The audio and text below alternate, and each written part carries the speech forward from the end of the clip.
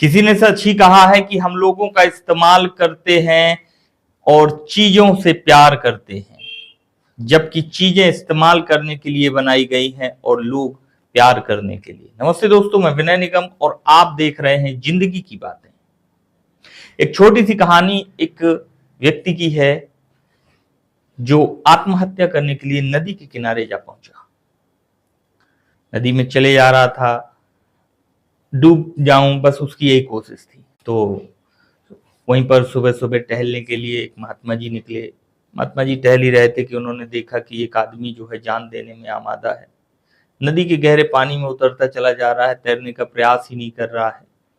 तो वो अपना कमंडल सब वहीं छोड़ा, दौड़े भागे और उसको जाकर के बचा लिया। जैसे तैसे उसको खींच खांच के नदी के किनारे लाए, किनारे में लिटाया और सबसे पहले उसके शरीर में जो पानी भर गया था उस पानी को निकालने लगे ताकि वो होश में आ जाए, उसे ठीक करने लगे।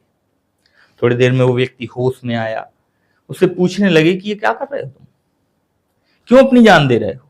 उसने कहा, महाराज मुझे जीना नहीं है, आपने मुझे क्यों बचा लिया, क्यों रोक लिया मुझे मरने से, आपको मेरे जीवन से क्या मतलब है, मुझे तो मरना है, मैं मरना चाहता हूं, मुझे जिंदगी से कोई लेना देना नहीं है। तो महात्मा जी ने कहा, क्या बात क्या है, क्या कारण है। तो उसने कहा कि महाराज मेरे पास बहुत कर्जा है, मैं चुका नहीं पा रहा हूँ, मुझे घाटा लग गया है मेरे बिजनेस में, मुझसे नहीं हो पाएगा, मैं जी नहीं पाऊंगा, मुझे मेरी जान देने दो, मुझे मत रोको। महात्मा जी बोले, रुको, मैं तुम्हें जान नहीं देने दूंगा। और तुम क्या कर्जे से परेशान हो रहे हो, मेरे पास वो खजाना है, मेरे साथ चलो, मैं तुम्हारा सारा कर्जा चुका दूंगा। व्यक्ति बड़ा खुश हुआ, उसने लगा कि सच में महात्मा जी के पास कुछ चमत्कार है, कोई खजाना है उनके पास। तो मान गया और उनसे बात की और कहा कि चलिए। तुरंत बोला, ठीक है बाबा जी, चलिए चलते हैं। महात्मा जी लेकर गए एक बड़े सेठ के पास। उनका बड़ा सेठ जो उनका बड़ा भक्त था, पहले महात्मा जी जैसे ही पहुंचे तो उनकी आव भगत की, आदर सम्मान किया, स्वागत सत्कार किया। फिर महात्मा जी ने सेठ जी के कान में कुछ कहा। सेठ जी ने हाँ में गर्दन हिलाई और बोले कि 2 लाख दूंगा महाराज, इससे ज्यादा नहीं दे पाऊंगा।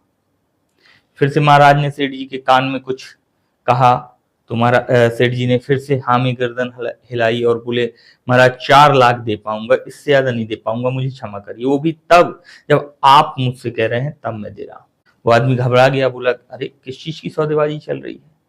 फिर महाराज ने उस सेठ के कान में फिर से कुछ बोला तो सेठ जी ने हाँ में गर्दन हिलाई और बोले कि महाराज बस 10 लाख ही दे पाऊंगा, इससे ज्यादा अब मैं नहीं दे पाऊंगा। आदमी अंदर तक डर गया, कहीं महाराज मुझे बेच तो नहीं रहे, कहीं तस्करी तो नहीं चल रही है, कि महाराज चाहते क्या है। तो उसने कहा, महाराज आप कर क्या रहे हैं, किस चीज की सौदेबाजी चल रही है, किस बारे में बात हो रही है, मुझे बेचने वाले हो क्या आप महाराज। बोले, तुम्हारी एक आंख की बात चल रही थी तो उन्होंने 2 लाख रुपए कहे, फिर मैंने दोनों आंखों की बात कर ली तो वो 4 लाख बोलने लगे। फिर मैंने कहा कि नहीं, इतने में नहीं हो पाएगा, आप एक किडनी भी ले लो, तो वो 10 लाख बोलने लगे। तो सेठ जी इतने में बोल पड़े और सेठ जी ने कहा कि हाँ, मैं तुम्हारी आंखें ले लूंगा, किडनी ले लूंगा, लीवर ले लूंगा, यहां तक कि मैं तुम्हारा दिल भी ले लूंगा और तुमको 50 लाख रुपए दूंगा, इससे ज्यादा नहीं दे पाऊंगा। यह आदमी घबरा गया, बोले, महाराज क्या कर रहे हो आप तस्करी कर रहे हो। बोले, नहीं नहीं नहीं, हम तो तुम्हारे अंग जो है वो बेच रहे हैं, जिससे तुम्हारा घाटा हुआ है, जो तुम्हें नुकसान हुआ है, जो तुम्हारा कर्जा है वो चुक जाए, बस इसके लिए क्या अब आगे कर भी क्या सकते हैं। तुम्हारे अपने अंग हैं, बेचकर जो है अपना घाटा, जो अपनी भरपाई है घाटे की, जो लॉस हुआ है उसकी भरपाई कर लो, पूरा कर लो, हटा दो सारी घाटे और टेंशन पूरी।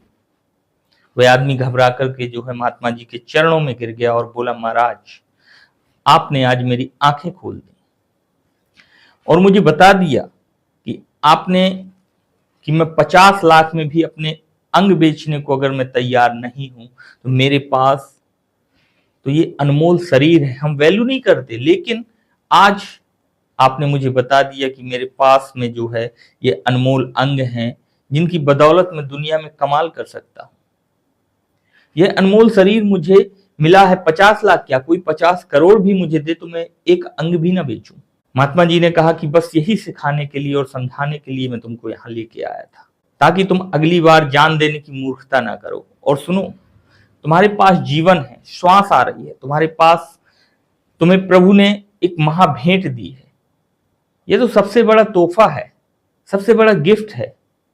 तुम इसको ठुकरा करके महापाप करने जा रहे थे। ये शरीर रहेगा तो न जाने ऐसे कितने कर्जे तुम चुका पाओगे और कितने बड़े व्यक्ति बन जाओगे। छोटी छोटी सी बातों में आकर के जान देने की मत सोचना।